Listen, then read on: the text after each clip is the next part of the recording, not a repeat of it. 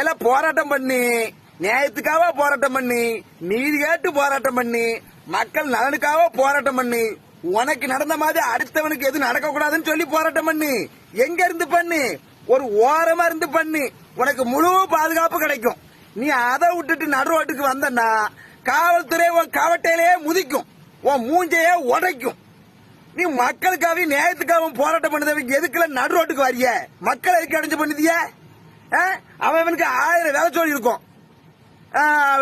வேலைக்கு போவான், அண்ணனுக்கு வேலை பார்த்தா தான் கஞ்சி அவனுக்கு. மார்க்கெட்டுக்கு காய்கறி கொண்டு போவான் விவசாயி.